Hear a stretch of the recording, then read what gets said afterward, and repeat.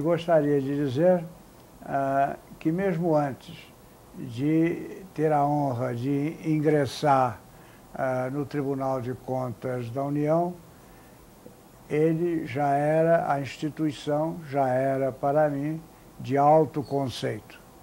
Instituição respeitada e respeitável que havia sido criada em 1890 pelo talento e pelo patriotismo do conselheiro Rui Barbosa. Esta minha afirmativa é em razão de eu, antes de aqui chegar, ter sido diretor-geral da Câmara dos Deputados durante alguns anos. E nesta condição de diretor-geral, estava obrigado a gerir os recursos orçamentários da casa.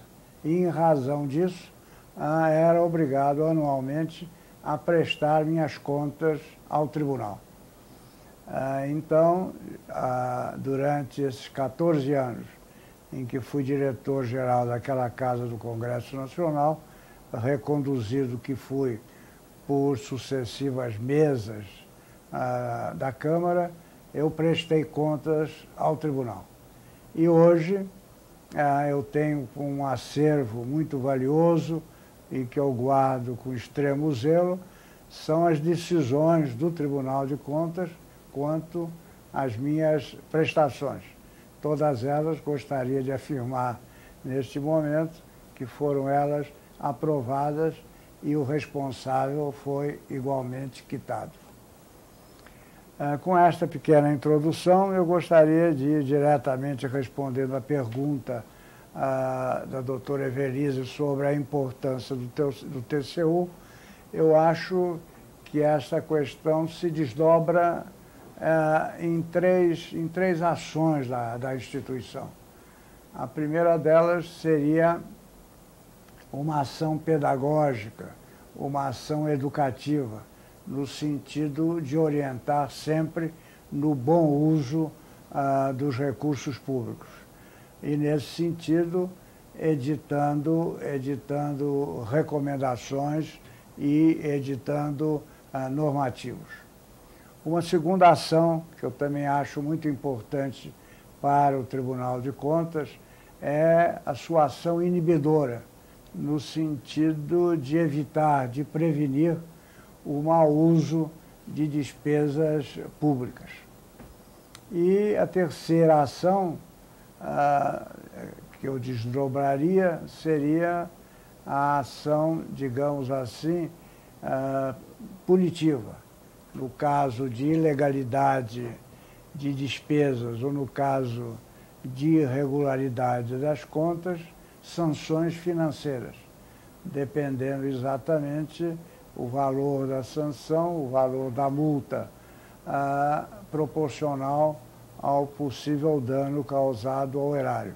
Ou então o ressarcimento de despesas irregulares pelo valor desse prejuízo. Essas seriam as três ações que eu desdobraria, que me parecem de vital importância para a instituição. Há uma outra questão que eu acho muito importante, que é a do tribunal ser, digamos assim, o guardião da cidadania, o guardião do cidadão. Ele, cidadão, que confia ao Estado recursos, esses recursos o cidadão entende que devam ser aplicados correta, eficazmente e efetivamente. Então, o tribunal exerce, nesses casos, o guardião para o cidadão da aplicação dos recursos que ele transfere ao Estado. Nesse caso da defesa do cidadão e da cidadania, eu gostaria de realçar que isso leva a que as decisões do tribunal, as orientações do tribunal, sejam elas as mais nítidas, as mais visíveis possíveis. Que ele, inclusive, tribunal, se utilize dos modernos métodos hoje em dia de divulgação, inclusive a internet, para fazer chegar à sociedade, para fazer chegar à coletividade as suas decisões sobre a aplicação desses recursos assim transferidos. Vejo nisso que o cidadão passaria a ser também mais um agente controlador dos recursos públicos. Quanto à segunda questão, da minha vivência e da minha experiência no tribunal, quanto à minha vivência, eu gostaria exatamente de afirmar que aqui chegando, em 1977, procurei aprofundar no conhecimento da jurisdição, das competências, das atribuições do tribunal, procurando, inclusive, também tomar conhecimento da ação do controle externo exercido pelo tribunal. Controle externo esse que é precedido do controle interno e que ambos, em harmonia, em conjugação, analisam as contas públicas, as contas dos gestores, das administrações direta e indireta, das empresas estatais, das sociedades de economia mista e também de recursos federais transferidos a estados e municípios. De todo este elenco, de todo esse universo de atividades, de ações do tribunal, eu procurei, desde logo, tomar conhecimento, me aprofundar no conhecimento dessas ações do tribunal. Agora, gostaria também de dizer que procurei tomar conhecimento de toda a legislação existente na casa. Na época em que eu aqui cheguei, havia uma linha editorial que publicava exatamente todas as decisões normativas, todos os procedimentos internos adotados pela casa. Procurei, enfim, me familiarizar o mais possível com a instituição que naquela oportunidade me abrigava. Quanto à vivência, eu gostaria de dizer que tive uma experiência extraordinária, experiência única para mim, porque tive contato desde logo com o corpo deliberativo, com os meus colegas do tribunal. Todos eles trazendo a sua experiência, a sua origem, a sua formação para serem úteis à casa a que pertenciam.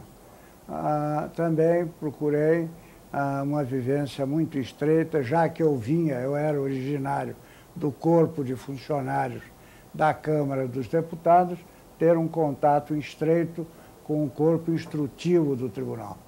E tenho dele a melhor das impressões pela sua qualidade e pela sua competência. Então, procurei também conhecer o trabalho por eles realizado em instrução de contas, em auditorias realizadas, em inspeções, enfim, em toda esta gama de trabalho do corpo instrutivo do tribunal. E também, outro lado da minha vivência na casa foi com o Ministério Público junto ao tribunal. Também composto de procuradores e subprocuradores da melhor qualidade e da melhor competência.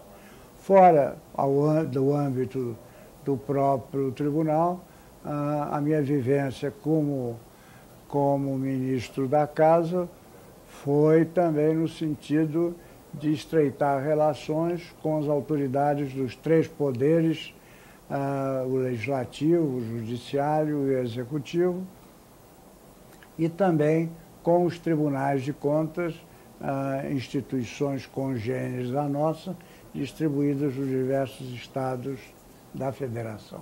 Gostaria desdobrando esse depoimento, de destacar nesses 17 anos em que estive em atividade aqui no TCU, alguns momentos que para mim foram mais marcantes. Primeiro deles a minha posse, que foi no dia 8 de dezembro de 1977, uma data realmente sugestiva.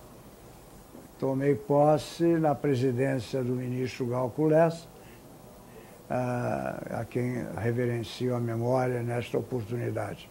E fui saudado pelo ministro Batista Ramos, que, por coincidência, tinha sido presidente da Câmara na época em que eu fui diretor-geral da casa. Então foi uma grata coincidência eu chegar aqui na instituição, ser saudado exatamente pelo ex-presidente daquela instituição que eu pertencia. Após a minha posse, logo um ano depois, eu fui indicado relator das contas do exercício de 1978. Procurei me informar, foi uma grata experiência que tive nesse trabalho de relatoria, que é um trabalho assim exaustivo, mas que a gente tem uma ideia exatamente muito nítida da gestão governamental. Produzi na ocasião, como sempre se faz com a norma da casa, um relatório com aspectos econômicos, com aspectos financeiros e com aspectos programáticos. Vem depois o ano de 1980, em que assumi aqui a vice-presidência do tribunal, na gestão também do saudoso ministro Gilberto Pessoa. E no ano seguinte, em 81, fui eleito presidente. Uma honra muito grande para mim presidir a casa. E no ano seguinte, esgotava-se o meu mandato em fins de 81, quando, por sugestão ou proposta do ministro Luiz Otávio Galotti, houve uma reforma regimental e, com ela, a possibilidade do presidente ser reeleito por mais um período, isto é, por mais um ano. Foi quando me reelegeram para o ano de 1982. Nesses 2 anos de presidência, eu estava rememorando, no sentido de estar presente aqui no depoimento, de alguns fatos que eventualmente pudessem ter algum destaque nesse biênio. Eu me lembro que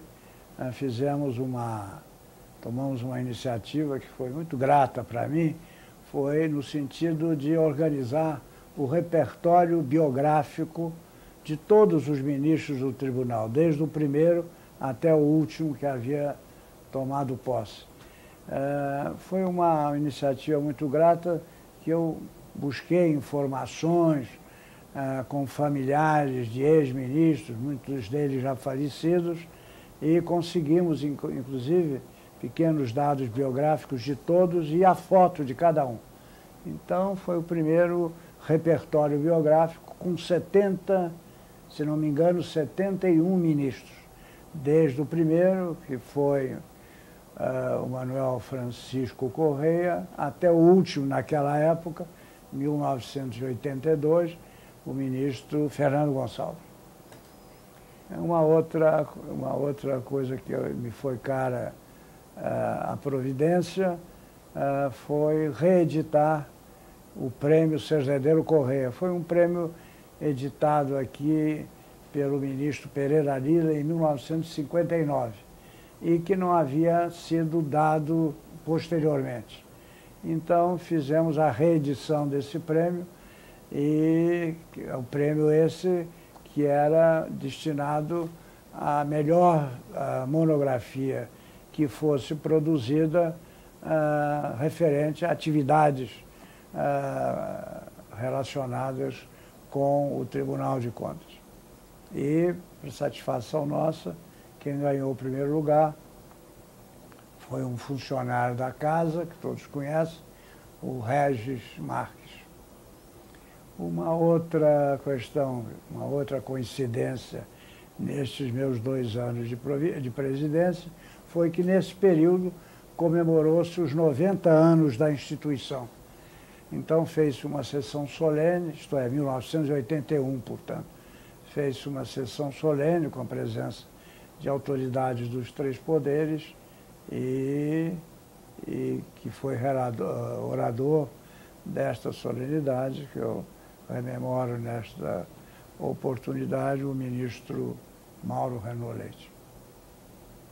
Ainda nesse meu biênio, eu entendi por sugerir uma medida tanto ou quanto inovadora, que era levar os ministros da casa a conhecer os principais projetos de âmbito nacional já executados ou ainda em execução.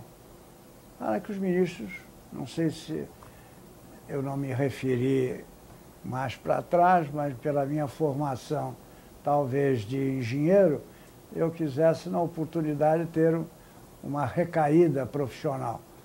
Então, os ministros aceitaram de bom grado a sugestão e fomos visitar alguns projetos já executados e outros em execução, inclusive para que os ministros conhecessem, ao analisar processos de contas, conhecessem as dificuldades pelas quais os administradores às vezes passam na realização de seus programas de trabalho.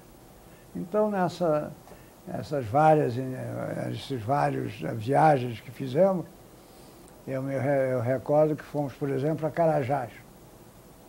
Mas de Carajás, eu incentivei-os a que nós fôssemos de trem até o porto que leva o minério de Carajás até o porto de Itaqui, no Maranhão.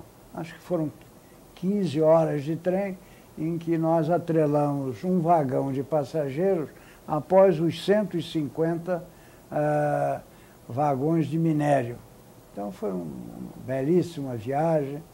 Fomos depois à Binacional Itaipu, fomos depois visitar o minério em Belo Horizonte, fizemos a viagem até a Companhia Siderúrgica Tubarão, também uma outra belíssima viagem. Fomos ao projeto de Albras, na Amazônia. Enfim, a ideia que nós pusemos em prática foi exatamente dar a conhecer aos ministros alguns programas assim de governo de âmbito nacional e outros que estavam em execução e que era extremamente importante que se conhecesse os gargalos que sempre essas obras oferecem na sua execução. Quando assumi a presidência, também procurei estabelecer uma diretriz de prioridade para as atividades fins do tribunal. Então, um período em que procuramos exatamente analisar e julgar um número expressivo de projetos. Não sei se em razão dessa experiência na presidência, nesses 2 anos, é que anos depois eu tomei a iniciativa de sugerir ao plenário a criação no tribunal de 2 câmaras para simplificarmos, para agilizarmos e desburocratizarmos as atividades da casa. O plenário aprovou por unanimidade. Foram criadas a primeira e segunda câmara, a primeira presidida pelo vice-presidente da casa, a segunda pelo decano. Compostas, eu acho que até hoje é assim, composta cada uma delas de 3 ministros, um ministro substituto e um representante do Ministério Público. E parece que foi houve um êxito muito marcante nessa iniciativa que perdura até hoje. Isso me parece que foi em 1987, porque nesta época se aposentava o ministro Evaldo Pinheiro, que era o decano da casa, e eu então assumi o decanato. E nessa condição presidi até a segunda Câmara, até o meu final de trabalho na instituição. Veio logo depois a Constituição de 1988.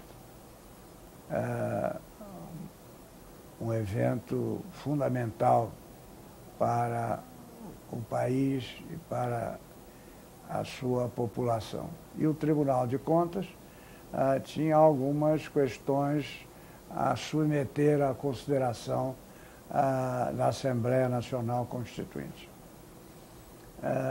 E nos reunimos por diversas vezes e houve um consenso do corpo deliberativo no sentido de colocarmos algumas questões fundamentais, todas elas presididas pelo interesse público e pela defesa do erário, no sentido de prestigiar a atuação do tribunal. Essas sugestões da Casa foram encaminhadas aos parlamentares constituintes. E gostaria de afirmar nesse depoimento que foi a mútua compreensão entre a instituição e os parlamentares, o recíproco entendimento entre o Congresso Nacional Constituinte e o Tribunal de Contas, que ao final dos trabalhos constituintes, as nossas competências e as nossas atribuições, elas foram significativamente ampliadas. Não são ampliadas como fortalecidas. Mas isso tudo aconteceu num clima de extrema cordialidade e de viva compreensão por parte dos parlamentares com relação ao Tribunal de Contas da União. A Constituição, como todos sabem, de 88, ela foi promulgada no dia 5 de outubro. E me recordo que no dia 6 de outubro, no dia imediatamente seguinte, o tribunal decidiu fazer uma sessão especial, solene, em homenagem à promulgação da Constituição Federativa do Brasil. E me recordo que nesta sessão solene eu fui designado orador e tive a oportunidade de enfatizar essa compreensão recíproca a que me referi durante todo o curso, toda a tramitação do projeto de lei da Constituição, e tive a oportunidade de agradecer não só aos presidentes e relatores desde o início das subcomissões da Constituinte, como depois das comissões temáticas e a seguir da comissão de sistematização, que na época era presidida pelo senador Afonso Arinos. E no nosso agradecimento, exaltando exatamente o evento da véspera, o nosso agradecimento muito especial ao presidente Ulisses Guimarães, que presidiu todos os trabalhos da Assembleia Constituinte, o espírito cívico do presidente Ulisses Guimarães, e também um destaque especial para o relator geral da Constituinte, que abrigou exatamente todas as competências desejadas pelo tribunal, na pessoa do então deputado, depois senador Bernardo Cabral. E um agradecimento muito particular ao deputado constituinte, membro da comissão de temática, que exatamente foi quem teve a incumbência de redigir a seção referente à fiscalização financeira contábil e patrimonial, que foi o deputado, o então deputado, ex-governador Conde Reis. Ele é quem colocou em termos muito claros, muito definidos e muito explícitos toda a seção referente à fiscalização financeira e, notadamente, um artigo que todos nós conhecemos, que é o artigo 71, em que estão elencadas todas as competências e atribuições do Tribunal de Contas da União.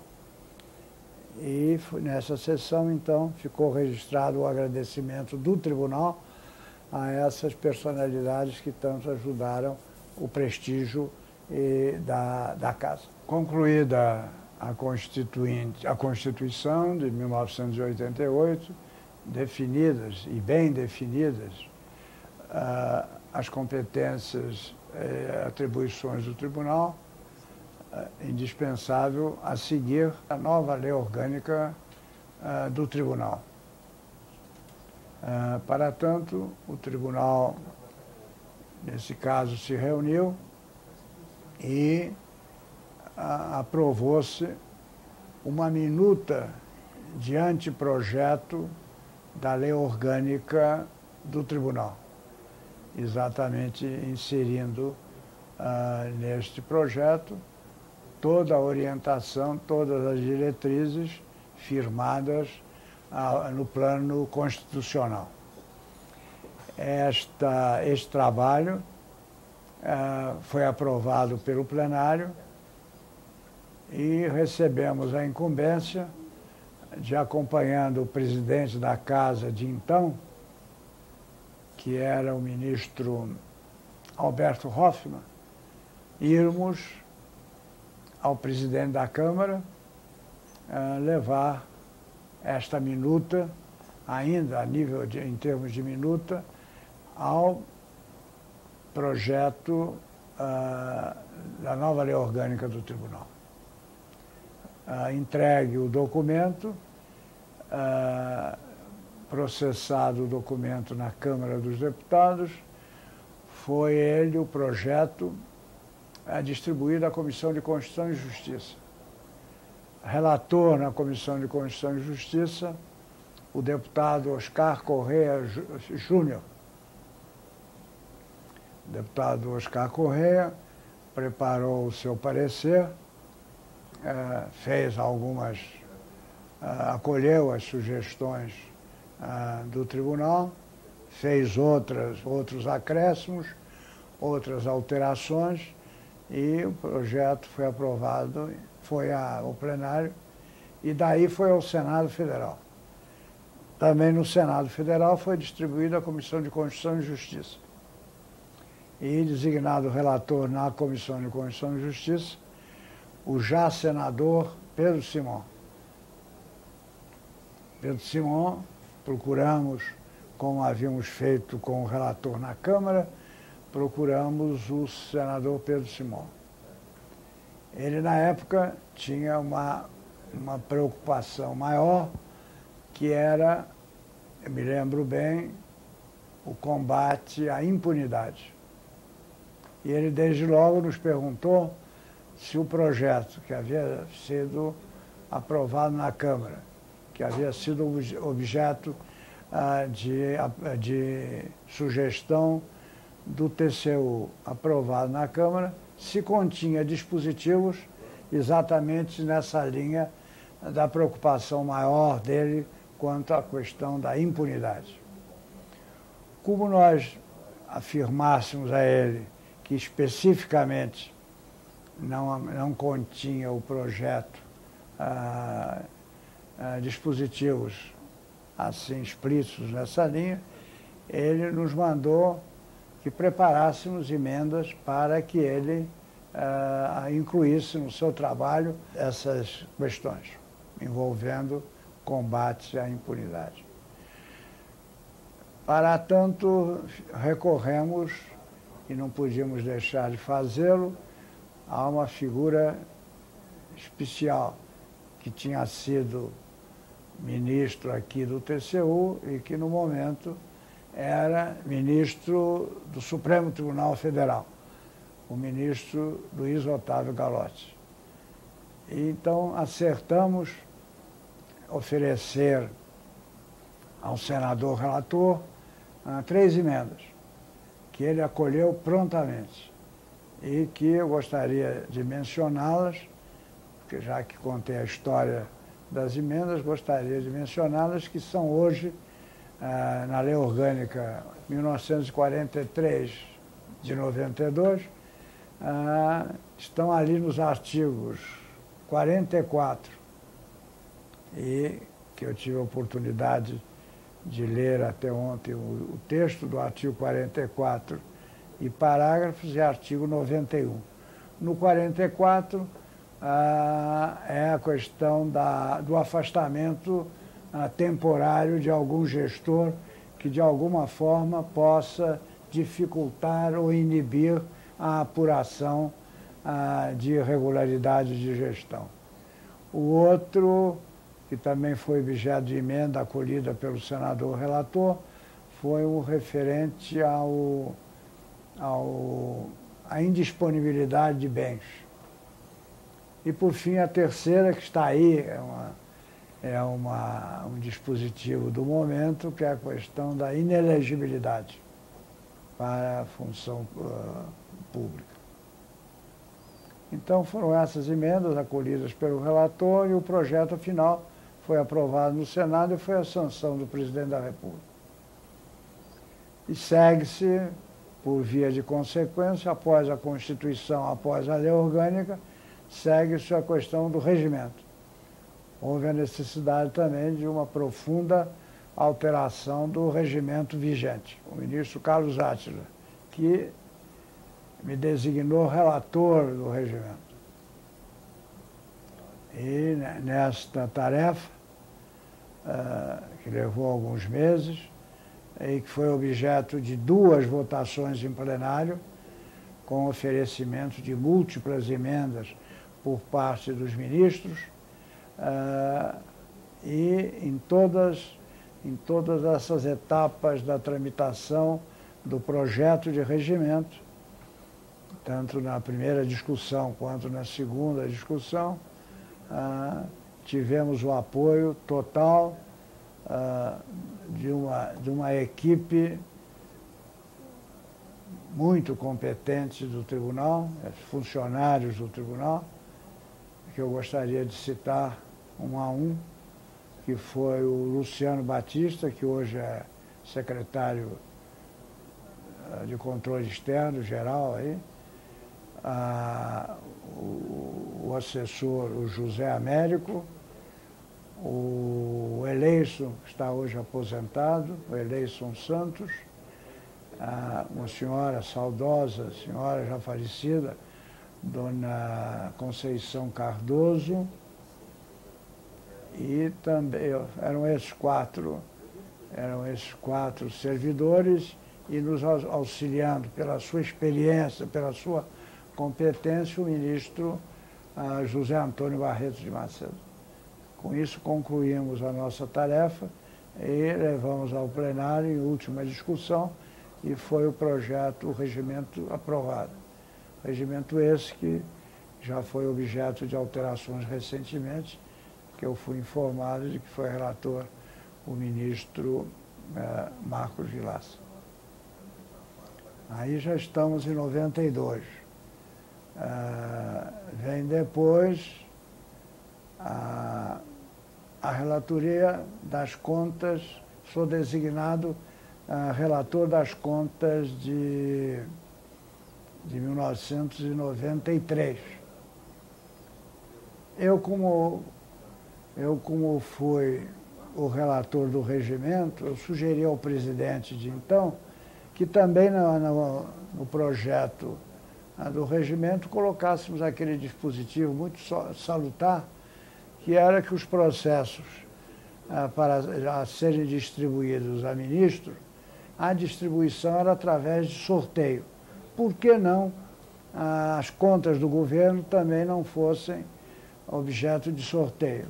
O presidente concordou, o plenário acolheu E eu também fiz essa proposta um pouco em razão de verificar que naquele critério de rodízio as contas voltariam à minha relatoria mais uma vez.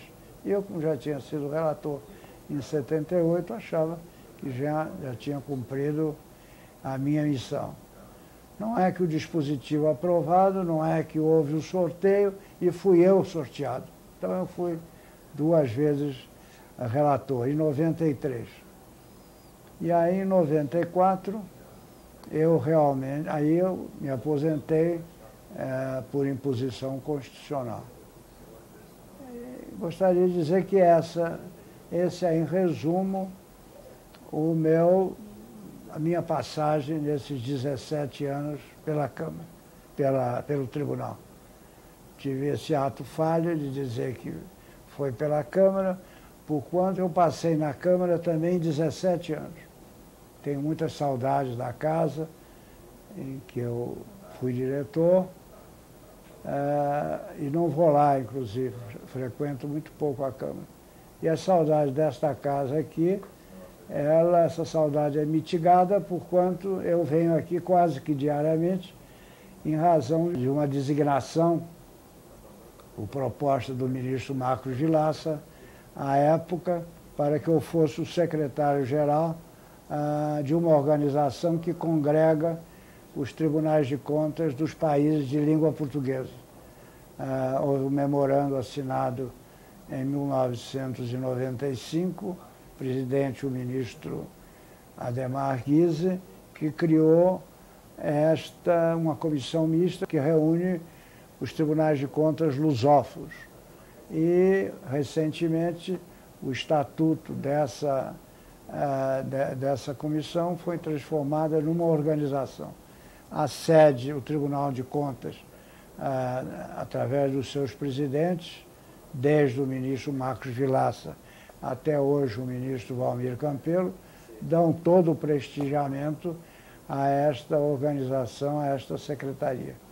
Inclusive não só a base física, que é essa sala, como também todos os meios de comunicação necessários ao desempenho da função, já que o Tribunal de Contas da União é a sede da Secretaria-Geral. Este acordo bilateral de cooperação foi assinado muito por sugestão de duas personalidades. No Brasil, do Tribunal de Contas do Brasil, o ministro Marcos Vilaça. E do Tribunal de Contas de Portugal, o ministro Sousa Franco, uma personalidade muito importante no país amigo, que inclusive depois de ter sido presidente do Tribunal de Contas de Portugal durante muitos anos, foi ministro das Finanças. E, lamentavelmente, faleceu recentemente lá em Portugal. Este acordo bilateral veio a se multiplicar em 1995 com a entrada dos demais países de língua portuguesa. Entraram Angola, entraram Cabo Verde, Guiné-Bissau, Moçambique, São Tomé e Príncipe, 5 países africanos de língua portuguesa. E desejaram eles também ingressar neste acordo, que era inicialmente bilateral, virou um acordo multilateral. E foi assinado este acordo multilateral em 1995. E, representando o Tribunal de Contas da União, o ministro Ademar Guise. Criou-se, dentro desse acordo, uma comissão mista. Comissão mista para exatamente coordenar os trabalhos de cooperação, de intercâmbio entre os 7 tribunais lusófonos. Esta comissão mista organizou-se com 2 polos de trabalho.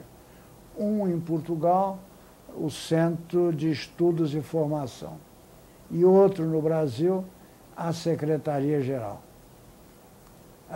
E aí, nesta oportunidade, em 1995, eu já aposentado, já presidente, o ministro Marcos Vilaça foi quem me, homenageando, me convidou para o secretário desta organização, da qual eu sou secretário-geral até o presente momento.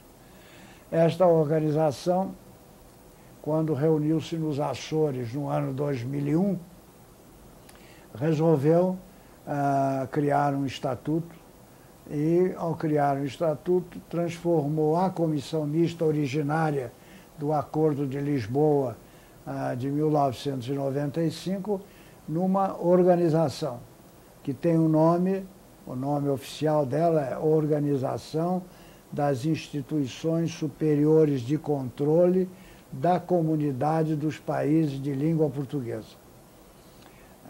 Esta organização se reúne de 2 em 2 anos na capital de um dos países membros e tem um conselho diretor, ou melhor, um conselho que eles chamam em Portugal, em língua portuguesa, um conselho diretivo, que então faz a coordenação dos trabalhos. Principalmente, as atribuições dessa organização são a permuta permanente de documentos. O Brasil, inclusive, o Tribunal de Contas do Brasil, todas as publicações que aqui são editadas, nós encaminhamos para todos os tribunais. Há um intercâmbio muito intenso de funcionários dos tribunais de contas lusófonos, indo a outros tribunais fazerem estágios, fazerem cursos, participarem de seminários. E essa organização procura também criar sistemas e incentivar trabalhos no sentido do aprimoramento do controle externo, quer a nível orçamentário, quer a nível patrimonial, inclusive uma troca permanente de experiências entre os vários tribunais.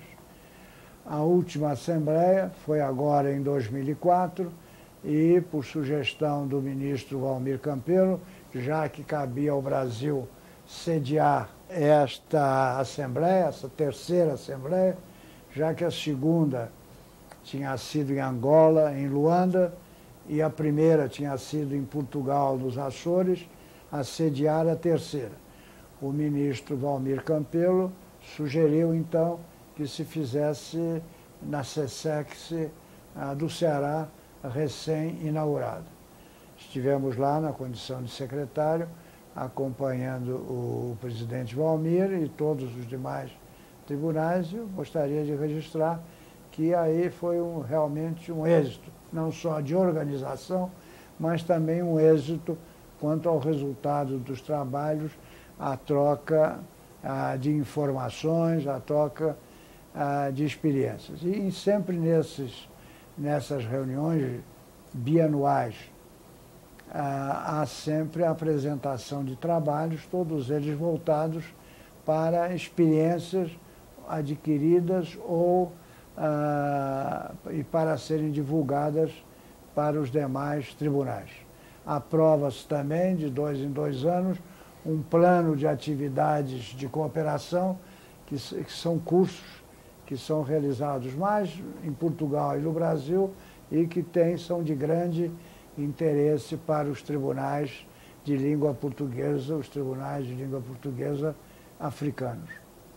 E aprovou-se também, nessa reunião de Fortaleza, um regulamento de monografias, que será dado uma ampla divulgação para que as pessoas participem através de trabalhos, serão oferecidos prêmios, inclusive, sobre as atividades de controle dos recursos públicos. E a organização, a secretaria da organização, prestigiada sempre, como disse, pelo Tribunal de Contas do Brasil, vem procurando desenvolver o melhor dos seus esforços, inclusive estimulada muito a Secretaria-Geral pelo interesse que esses tribunais demonstram em conhecer, em trocar informações e trocar experiências.